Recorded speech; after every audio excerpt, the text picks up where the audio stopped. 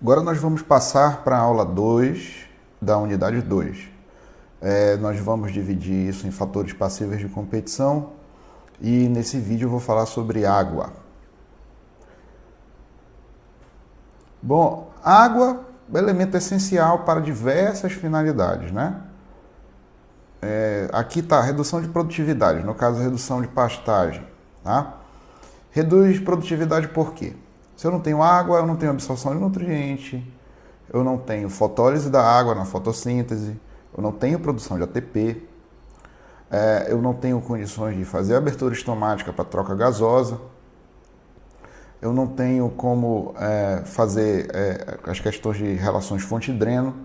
Então, a água é um elemento essencial para germinação, para divisão celular, para crescimento de planta, para rebrota.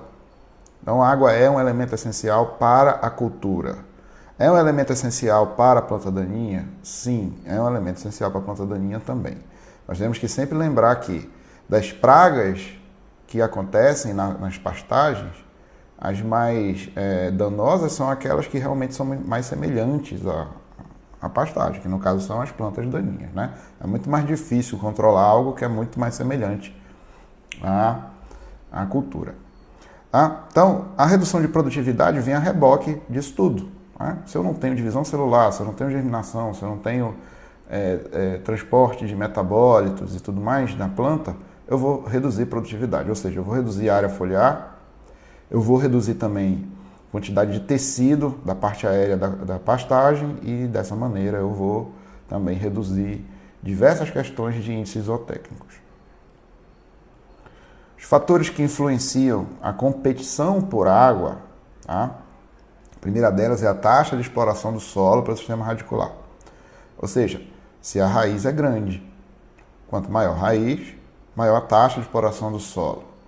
Aí lembrar que as pastagens tropicais geralmente são gramíneas, e gramíneas têm um sistema radicular superficial, ou seja, tem uma taxa de exploração do solo limitada.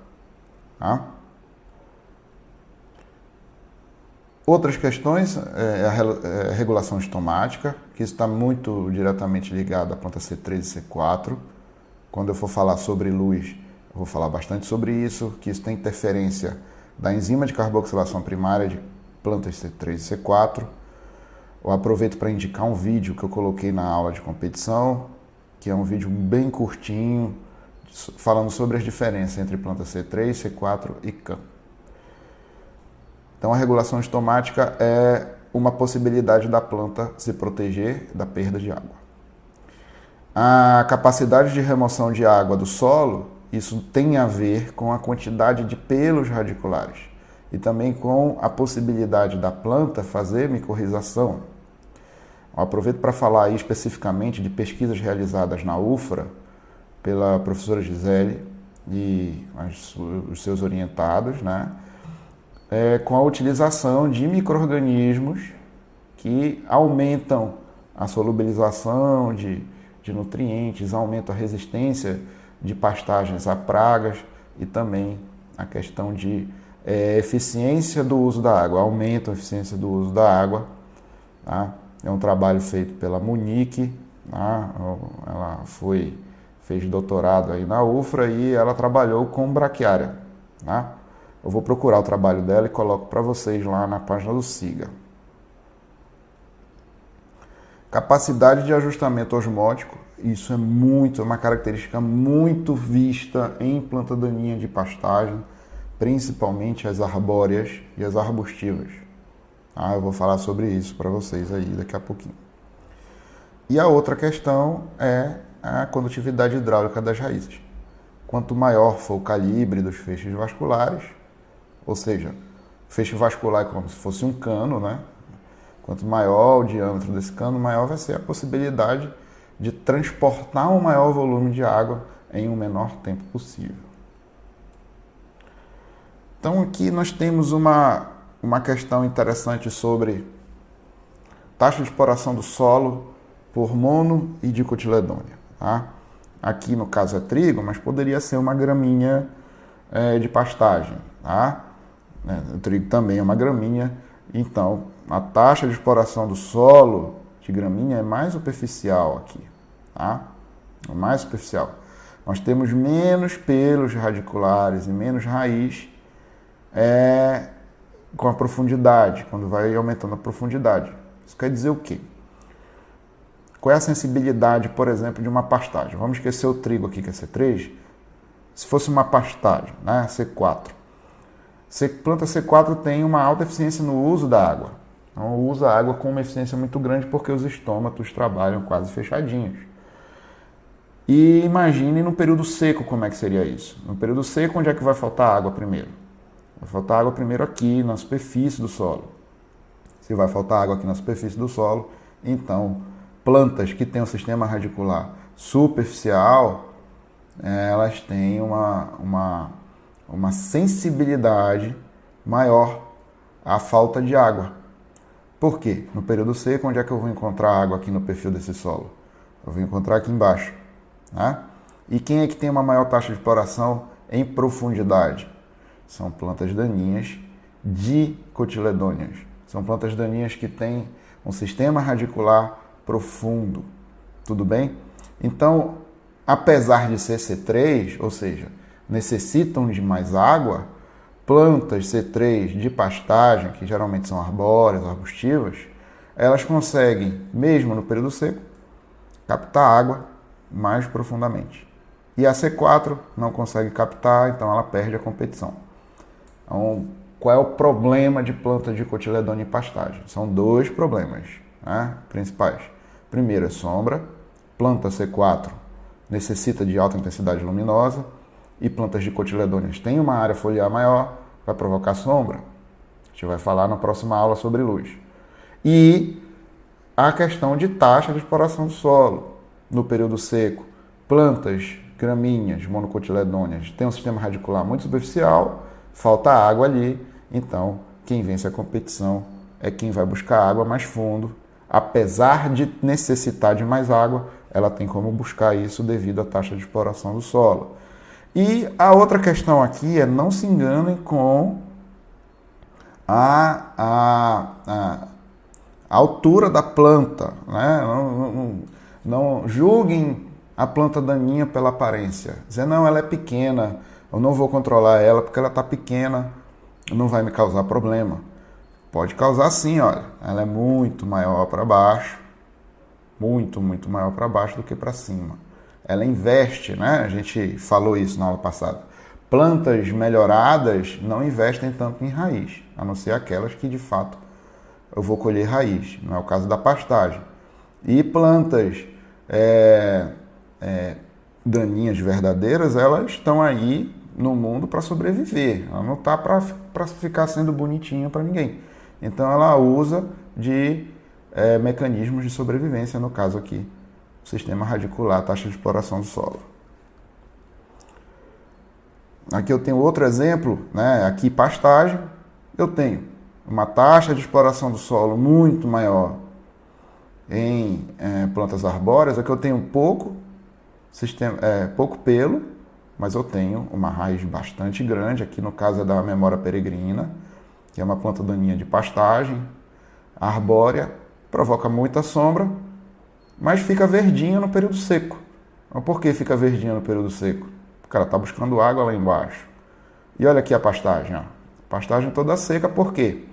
Porque o sistema radicular é superficial. No caso aqui é uma planta daninha, né? Mas tem uma quantidade de pelo muito menor aqui em cima.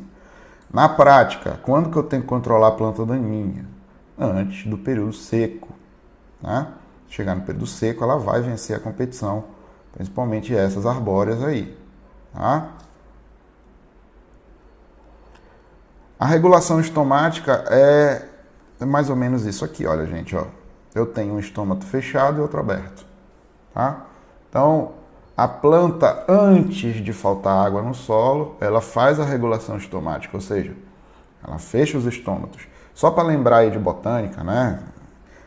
Estômato é aquela estrutura, né, feita de células guarda, isso aqui são células guarda, onde aqui nessa abertura entra CO2 sai vapor de água, né?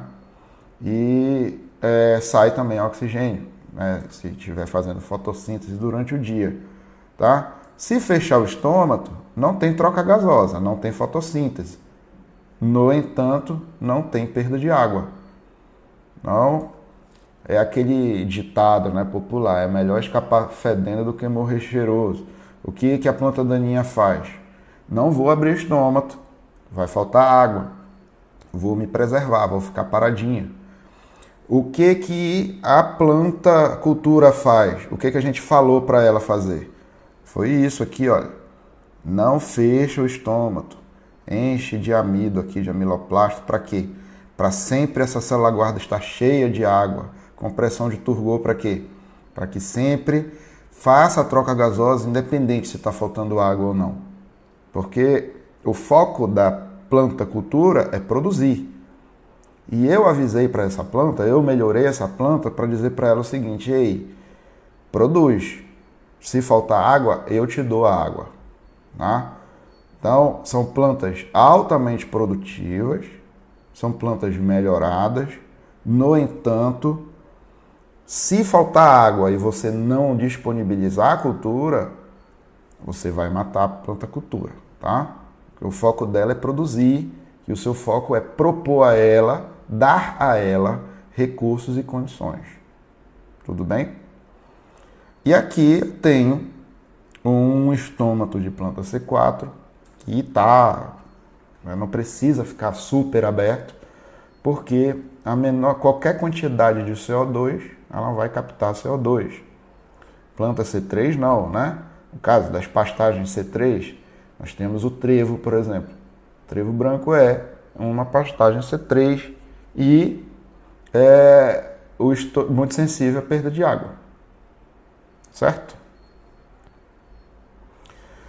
Quem perde mais água nessa questão de distribuição de estômago, se é uma folha epiestomática, ou seja, tem estômago na parte de cima, hipoestomática, tem estômago na parte de baixo, ou se tem estômago nas duas faces, bom, quem perde mais água é quem tem estômago apenas na superfície superior da folha, ou seja, epiestomática. Isso por quê? Primeiro que aqui há uma incidência luminosa maior, a superfície superior da folha vai ter uma temperatura maior, o que facilita a perda de água, além do que não tem resistência ao vapor. O vapor chega aqui e voa. Vapor de água, né? A transpiração.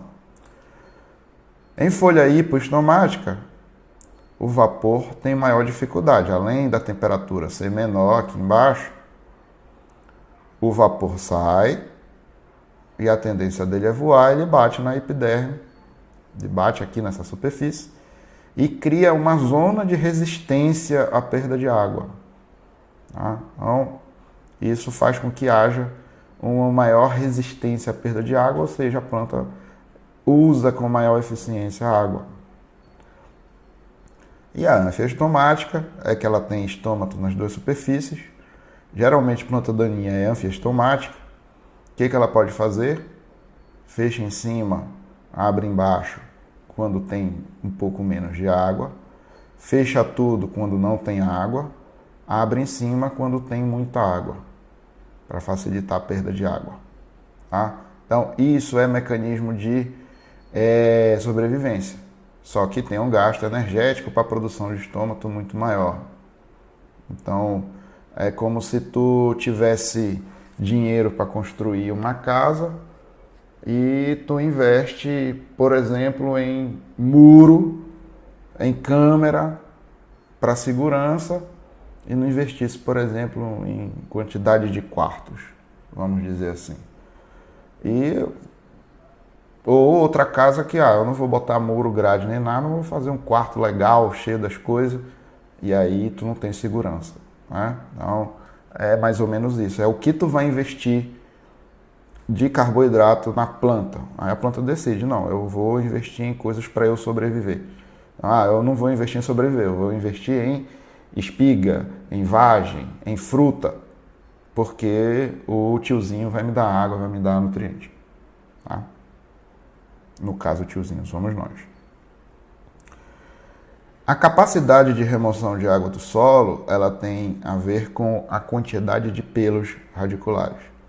Quanto maior a quantidade de pelos radiculares, eu tenho maior capacidade de remoção de água do solo. Aqui os pelos radiculares, né? Então, o que o pelo faz, né? Isso aqui é a raiz, ela tem essa superfície de absorção, mas o que o pelo faz? Ele aumenta a quantidade, ele aumenta a área de absorção de água e nutriente, por exemplo. Tá? Além do que consegue passar por particulados do solo, né? Se embrenhar aqui e aumentar o contato com os particulados do solo que tem aí também nutrientes. Tá? Uma outra questão que eu posso fazer com a cultura para que ela aumente a capacidade de remoção de água do solo e assim melhorar a sua competição com plantas daninhas é a micorrização. É o uso de fungos, né, que vão ali provocar uma simbiose com a planta. E em zonas onde não há pelo radicular, quem ocupa essa zona são os fungos, né? E com uma diferença do pelo radicular. Além da absorção de água, esses fungos também podem promover a produção de componentes que a planta não produz, né? Enzimas de solubilização de fósforo, por exemplo, né? Podem produzir metabólitos secundários para a produção de defesa, mecanismo de defesa da planta. E esse próprio fungo pode proteger a planta de ataque de patógeno, né? Então, a micorrização é um elemento a mais de dar rusticidade, de dar possibilidade da cultura vencer a competição. O ajustamento osmótico e a condutividade hidráulica, né, são características muito intrínsecas de plantas que toleram seca, por exemplo. Tá? Então, o ajustamento osmótico é quando? Do que isso é na prática? É quando... Deixa eu ver se eu tenho uma fotinha aqui. Não tem. Deixa eu pegar essa daqui. Ó, ajustamento osmótico. O que seria? Né? Que eu tenho no período seco. Isso aqui está no período seco. A superfície do solo está seca. Né? Então, onde é que a planta vai pegar água? Vai pegar água lá de baixo. Se ela não tem como pegar água lá de baixo, o que ela vai fazer? Ela vai fazer com que aqui em cima, né? Minha taxa de exploração do solo é pequena, é aqui em cima. O que ela vai fazer para não morrer? O solo estando muito seco, o que vai acontecer com o potencial osmótico do solo? Ele vai cair, né? Ele vai reduzir. Ou seja, ele vai ficar com uma maior necessidade de água. Então a tendência é a raiz, né, a planta, perder água para o solo. E não o contrário. O que algumas plantas fazem no ajustamento osmótico? Elas pegam carboidrato da parte aérea, jogam para a raiz ficar com um maior teor de açúcar, para a raiz ficar doce. Se ela está doce, ela diminui o potencial osmótico dela. E se o potencial osmótico da planta for menor ou igual ao do solo, ela não perde água, certo? É um mecanismo de defesa. Só que é um mecanismo de defesa com custo de energia, né? Que eu estou transportando açúcar, certo? Esse açúcar vai ter um gasto energético para descer e depois que tiver água, ele vai ter um custo energético para subir. Então, tem que se pagar um preço a isso. Isso que é o ajustamento osmótico, tá bom? Uma outra coisa que eu não falei aqui para vocês, mas é interessante, dizer, então não é bom ter árvore no pasto? É bom. Em questão de água, no período seco, é interessantíssimo ter árvore. Por quê? Porque a árvore, ela busca água lá em cima, Tá? Quando a água sobe, o nome desse processo é elevação hídrica. Tá? Se vocês forem aí em Marabá, alguma região sudeste do Pará, isso e sudeste, vocês vão ver isso em período seco. Né? Onde tem árvore, ao redor da árvore o pasto está verdinho no período seco. Por quê? A árvore ela puxa a água a grandes profundidades. Quando chega aqui em cima, onde o potencial osmótico do solo é muito baixo, ou seja, há uma necessidade muito grande de água, a raiz perde água para o solo. Então o que ela está fazendo aqui? Ela está subindo a água. Quando chega aqui, perde uma parte da água para o solo e o solo fica úmido. Quem está precisando de água aqui também, nessa faixa de solo, é a pastagem, então ela vai absorver água. Então, ter árvore no pasto é uma coisa interessante do ponto de vista de competição por água? Sim, é interessante, tá? Mas tem alguns poréns aí que a gente vai ver em competição por luz. Vou voltar aqui. Bom, aqui eu tenho o coeficiente transpiratório de algumas plantas. O que é coeficiente transpiratório? É o quanto de água é transpirada pela planta para acumular biomassa. No caso aqui está ml, desculpa. No caso aqui está ml por grama. Ou seja, a soja precisa de 700 ml de água para produzir 1 grama de biomassa. Né? Ou 700 litros de água para produzir 1 quilo. Bom, então a gente observa aqui, ó, que plantas C4, aqui ó, plantas que realizam o mecanismo C4, aqui eu tenho braquiária, sorgo, milho, pânico. Essas plantas que são C4, elas necessitam de menos água para produzir biomassa do que, por exemplo, feijão e soja. Tá? Isso fala muito sobre a questão de carboxilação da planta. Tudo bem? Então, aqui eu tenho uma alta eficiência no uso da água. Tá? E essa alta eficiência no uso da água vai me prover uma menor necessidade de água. Por isso que as gramíneas, principalmente as exóticas africanas, se adaptaram tão bem a regiões tropicais aqui do Brasil. Né?